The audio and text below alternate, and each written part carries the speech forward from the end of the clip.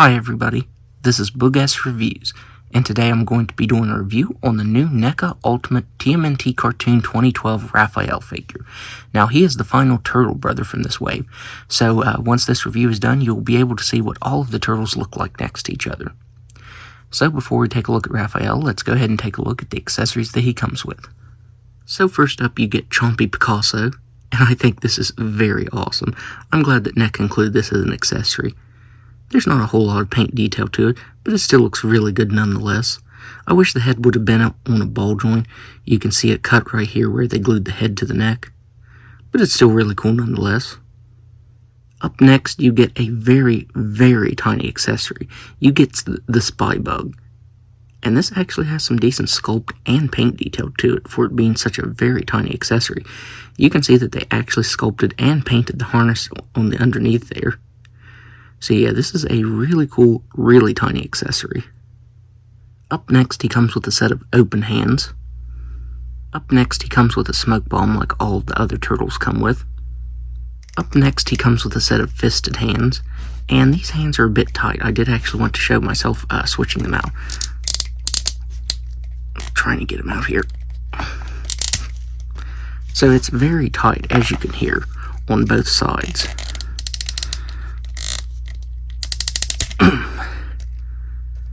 You can see some of the green is chipping away because they paint the joints on my fingers there.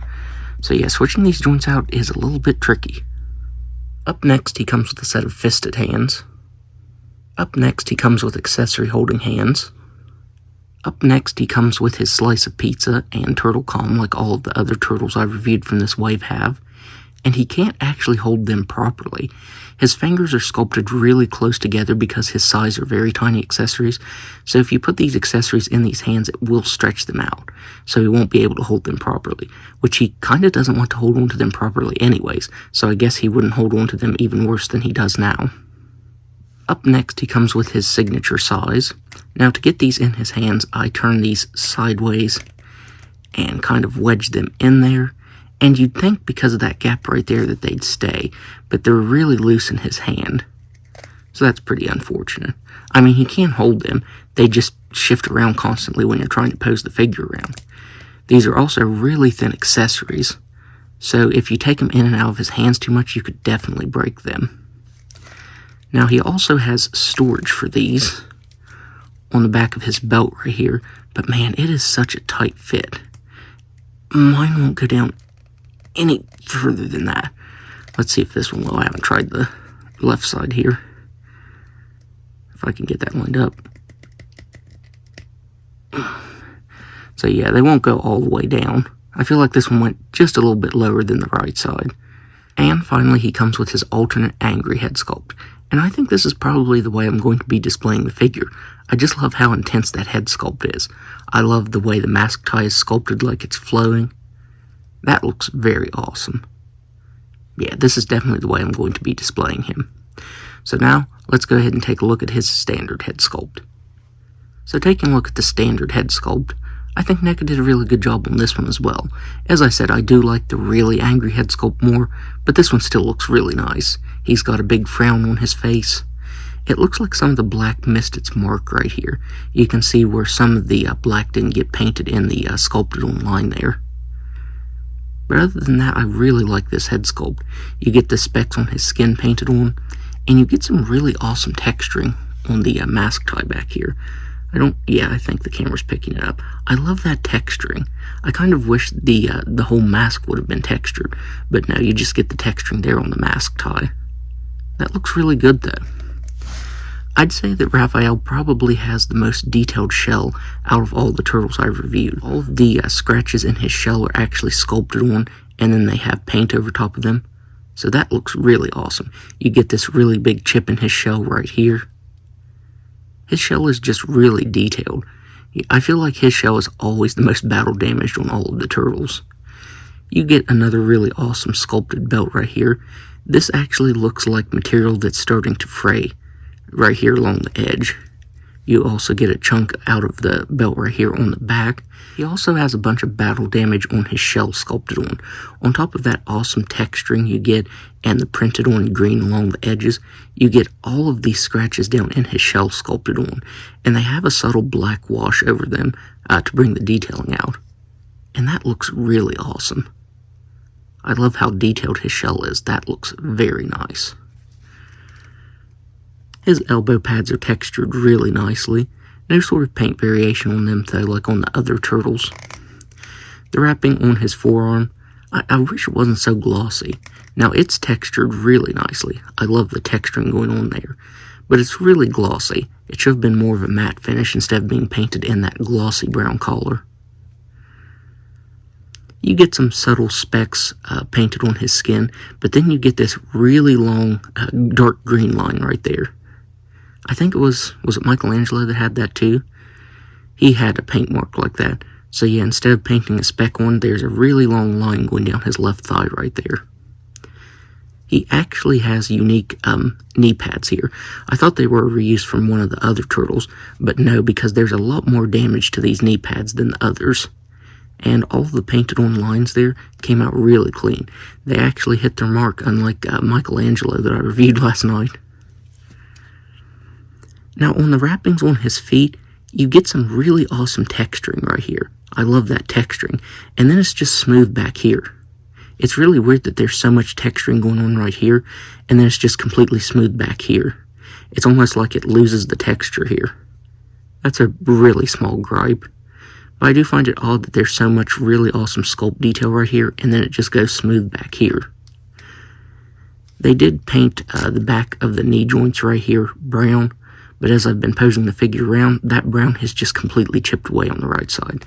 It's starting to chip away on the left side too, but yeah, it's chipped away really bad on this right side. So now, let's go ahead and go over his articulation, which I think it's actually pretty decent. I'm pretty pleased with the articulation on him. So he has a ball-jointed head that can look up just a little bit. He can look down just a little bit. He can move his head side to side and around very nicely. The mask tie does move all the way around. He has shoulders that can move out all the way. He has some really nice articulation there. I think he has probably the sturdiest shoulder joints right here and bicep joints.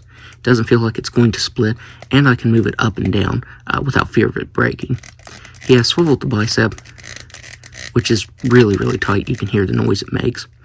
He has double jointed elbows that can only bend in that far. And just like with Michelangelo, the elbow joints have gotten really loose. These joints just feel like they're made out of really brittle material. I want to say that it almost feels like they're kind of rubbery. So yeah, I'm kind of weary of moving the elbow joints around too much, because they feel really fragile. That's really the only thing that feels fragile in this figure, is the elbow joints right here. He has wrists that can spin all the way around and move up and down pretty nicely. Would have been cool if these were hinged. I do think they should have had hinges instead of your regular swivels. He has a ball-jointed diaphragm that can move back just a little bit. He can actually move forward a decent amount. You can see that his shell has some give to it. He can move around just a little bit, and not much side-to-side movement. He has ball-jointed hips that can just about do a complete split. I think he probably has the best leg articulation. He can actually kick forward all the way. As you can see, the shell is soft enough that he can actually kick forward in a natural way. He can kick back all the way. He has an excellent thigh swivel. You can actually move that all the way around there. He has double jointed knees that can only move back that far. Ankles that can move down all the way, up all the way, and a really nice ankle rocker. I think he probably has the best ankle rocker out of all of the turtles. So now, let's do some size comparisons. So first up here he is next to the 1987 cartoon version of himself. Here he is next to the Mirage Comics version of himself. Here he is next to the 1990 movie version of himself. And finally, here all of the turtles are next to each other. And I have to say, they all look fantastic next to each other. I honestly think this whole wave has kind of been a mixed bag in terms of quality and stuff like that. But I do think they look very awesome all together. I think NECA did a really good job on all of these designs. So overall, I would highly recommend picking Raphael up, because he's another really cool figure from this wave, and I honestly didn't have too many complaints with him. The only major complaint that I had is that his elbow joints feel really fragile, and they've gotten really loose as I've started posing him around. But other than that, I think he's a really good figure. He has some really awesome accessories, a really cool sculpt, and some really nice articulation. I'm glad that he can just about do the splits and actually kick his leg forward all the way. Leonardo and Michelangelo don't quite want to do that. So yeah, I was pleasantly surprised with the articulation on this one. So even though not all of the figures in this wave were really great, I am glad that I bought them, and I'm glad that I have all of them together, because I think they look incredibly awesome together. And tomorrow, I'm going to be reviewing Shredder. He is the final figure in this wave. It's kind of odd because I didn't notice it at first, but all of the sides of the boxes make one picture, and I think it goes 1 through 4 and then 6. I think it's number 5 that's missing. I believe that's going to be the Foot Soldier pack. Either the Foot Soldier pack or a Foot Soldier single figure, and then that will complete the picture on the sides of the boxes. So, that's my review. If you like this review, be sure to hit the like button and subscribe to my channel. Thanks for watching.